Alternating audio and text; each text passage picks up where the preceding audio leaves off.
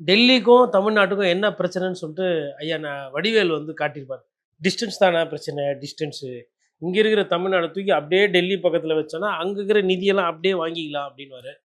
அந்த நித்தி ஆயோக் அடிக்கடி டெல்லி போனீங்கன்னா, அந்த டிஸ்டன்ஸ குறைக்கலாம். அதனால டிஸ்டன்ஸ குறைச்சு, வாட்டத்தை போக்க வேண்டும். மக்கள் வாட்டத்தை போக்கி, இந்த எல்லாத்தையும் வந்து ஒரு ஒரு நல்லபடியா போனோம் அப்படின்ற மாரி நம்ம வாழ்த்தி ஏன்னா முறையா போறாரு.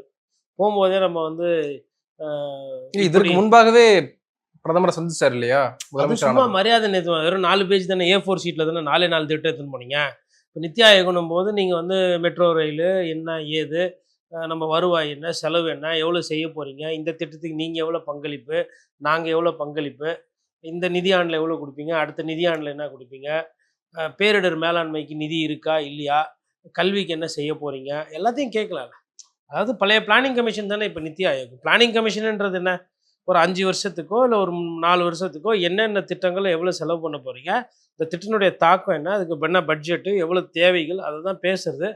அதனால இந்த சிகை அலங்காரம், லைட்மேனு, டெக்னீஷியன் இந்த மாரி ஆட்கள் எல்லாம் கூட கூட்டின்னு போவாம, finance secretary, chief secretary, revenue secretary, revenue அமைச்சர் செங்கோட்டையன் அவர்கள், அந்த மாரி கொஞ்சம் மூத்த முன்னோடி நிர்வாகிகள்லாம் கூட கூட்டு போய் ஒரு தோரணையா போய் எல்லாரும் அந்தந்த துறை இப்போ ஜல்ஜீவன் மினிஸ்டர் இருக்காரா அவர்கிட்ட ஒருத்தர் இப்போ முதலமைச்சர் இப்போ இதெல்லாம் எப்படி பண்ணுவாங்கன்னா இப்போ எப்படி பண்ண போறாங்கன்னு தெரியல.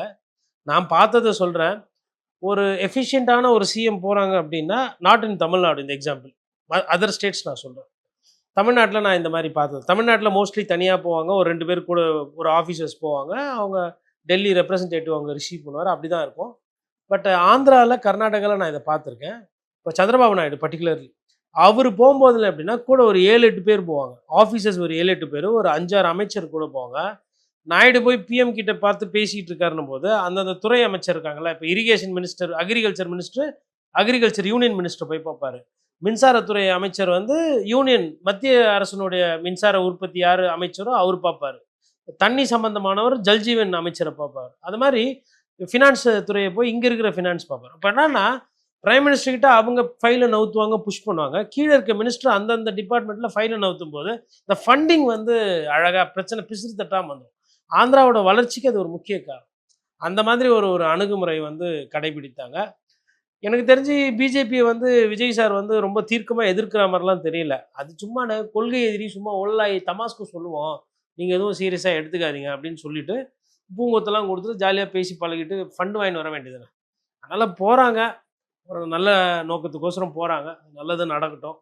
எப்படி செயல்படுறாங்கன்னு பார்ப்போம்.